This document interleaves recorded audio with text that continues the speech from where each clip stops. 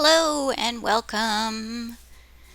This is an introduction to the painting class before we actually get started with painting. So this is an introductory video. And hello. Hi. Just wanted to make sure that you can see me a little bit before I start talking about all of the supplies. So in this video, I'm not actually going to be doing any painting. I'm going to give an overview of the different supplies that are used and maybe a little bit about why I'm using those different supplies. So I'll talk about brushes, palette knife, the paint colors, the palette itself, cleaning the palette, boards and canvases. I'm also going to talk a little bit about value scale and color wheel. And I've got a couple of my paintings here in the background. So you can see some flowers that I made before. And then this one is more recent, painting outdoors, a nice planter. Okay, so first of all, I would like to talk about the brushes. Sometimes people think, oh, you need really fancy, expensive brushes in order to paint. But actually, no. When I was in college, I got the really fancy, expensive brushes. But now I've been using the really cheap brushes because, you know what? They work. They're fine. Now, they won't hold their shape as long as the nicer brushes, so they will get kind of more like this, where they splay out quicker, but they still work. They're useful. So whatever brushes you already have, I'm sure it's fine. And a little while ago, I even got this super value pack, 25 piece, and I've been using some of the brushes in there. It was really cheap. And besides brushes, you also will need a palette knife. So for the brushes, it's just a variety of sizes that are useful to you. The palette knife, I like to have the metal palette knife instead of the plastic palette knife that comes with this type of set here, because the metal one, it's easier to press down when you're mixing, but I think the plastic one will probably also work just fine.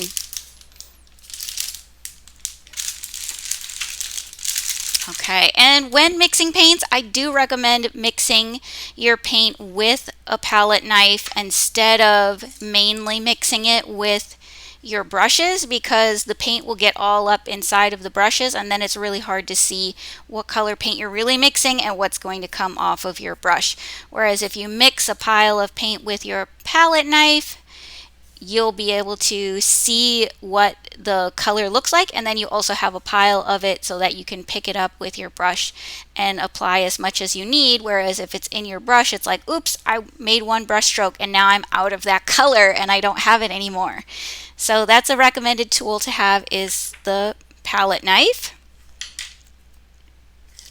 Okay, next thing after that, you will also need your paints. These are oil paints, but you can also be using acrylic paints for this class. So it's up to you whether you're using oil paint or acrylic paint. These are the brands that I am currently using, and you might also notice once again that it's not the most expensive ones. This is the brand M. Graham for my white, which is a titanium white. And then I've got Winton, which is the cheaper version of Winsor Newton, actually.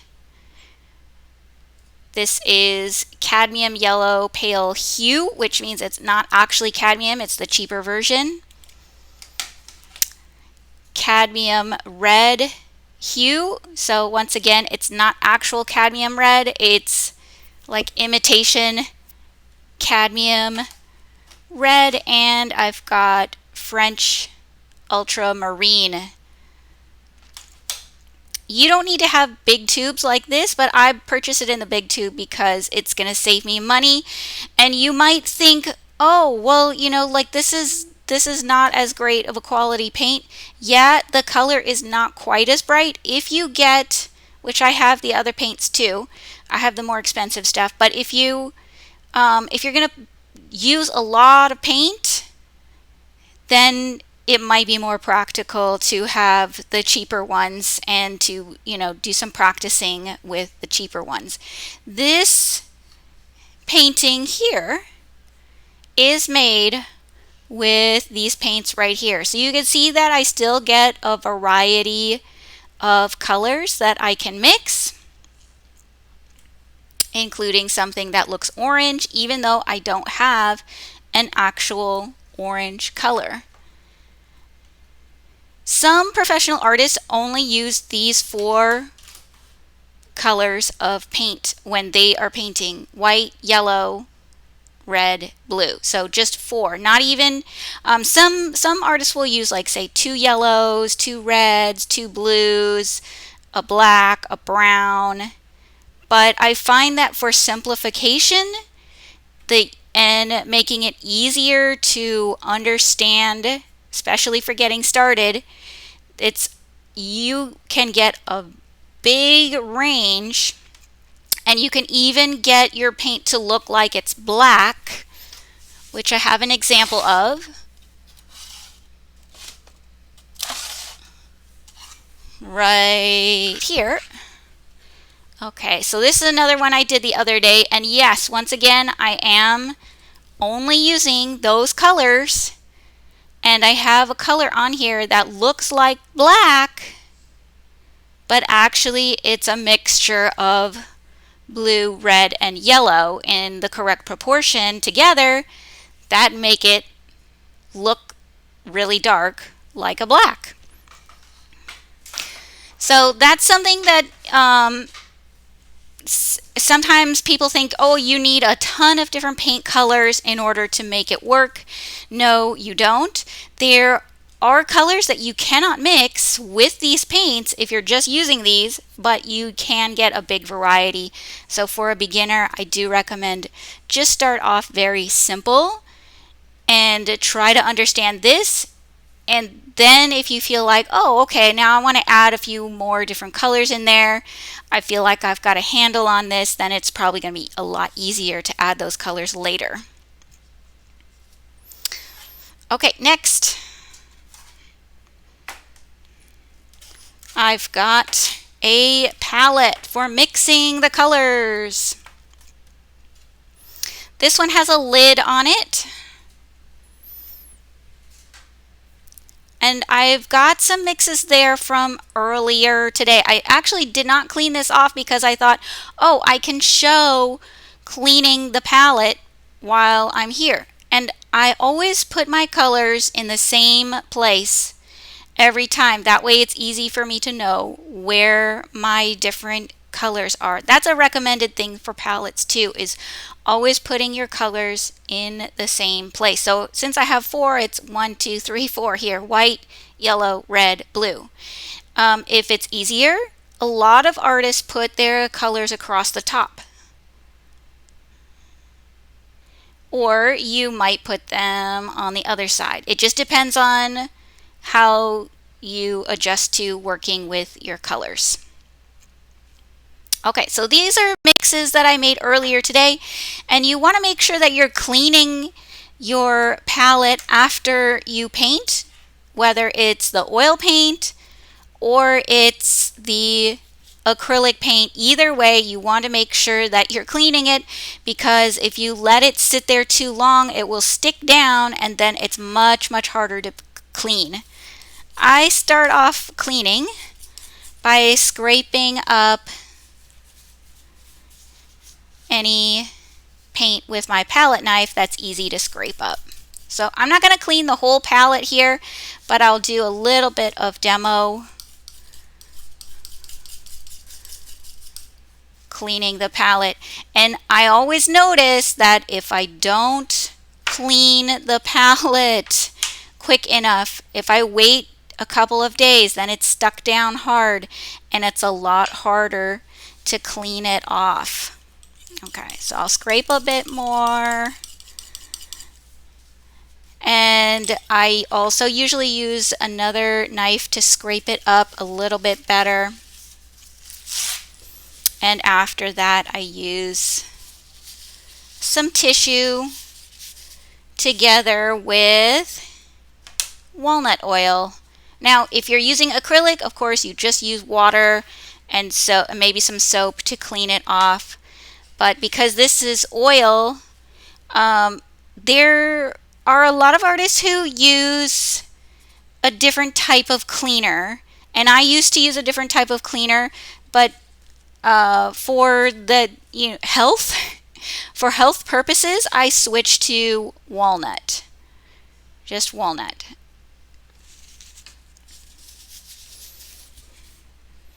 And I keep it in a container with a lid that I purchased separately.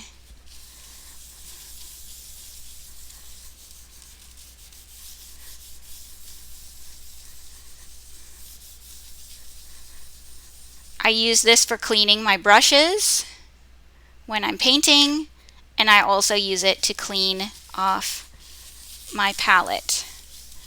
If you let your palette get all gunky, then there's nowhere to mix your paint, and it's really hard to figure out how to mix your paint. Everything's all lumpy, right? You're going to waste a lot of paint that way. So it's better to scrape it off every time and clean your palette every time. I don't clean all of this off if I'm going to use it the next day because the oil paint doesn't dry that quick. If it was acrylic, I would have to scrape, I think, all of that off as well to make sure it doesn't just dry on there and create a lump. This is a piece of glass. So my palette that I'm using is a piece of glass, and it's over a gray board, a medium gray board. Middle tone gray board. I'll explain that one later. But a middle tone gray board, because then I can see whether I'm mixing a lighter color or a darker color a little bit easier. For now, I will close this up.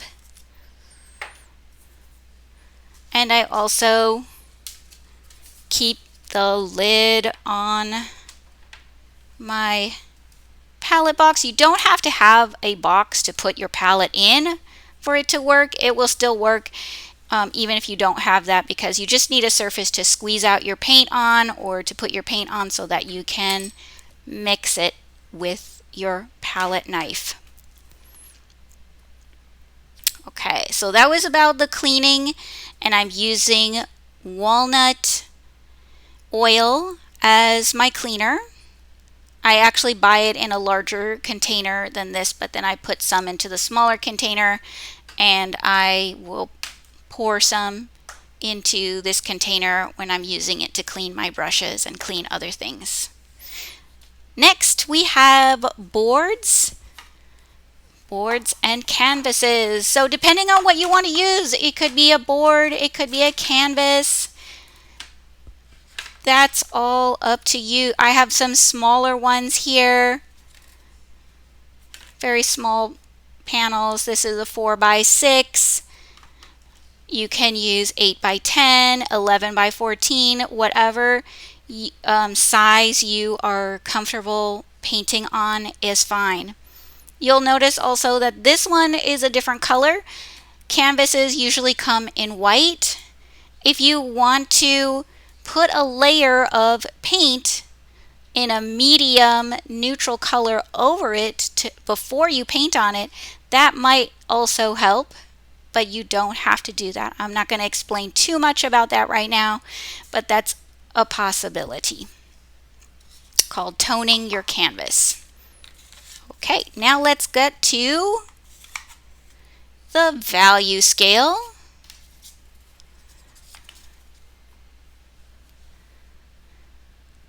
A value scale is, well, if you've heard of a musical scale, right? It's like do, re, mi, fa, so. Okay, but in a value scale for art, it is the light, medium, and dark value. So value is how light or dark. And this is really important in painting, knowing whether you have a light color, a medium color, or a dark color. If I look at this painting here, let's put it more in view.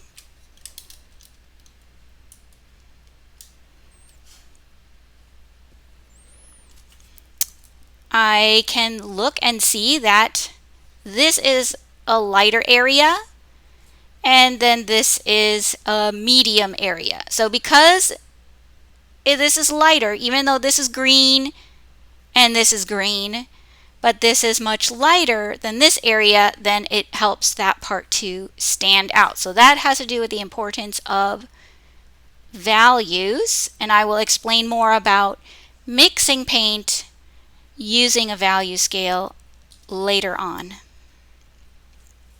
Okay, another thing that is helpful is a color wheel or a color scale, something of that nature. You might notice that the one I'm using is not a wheel. It's not round. Oh, but it still works. I can still line it up and find the colors that I want to use. I created this one originally because I was frustrated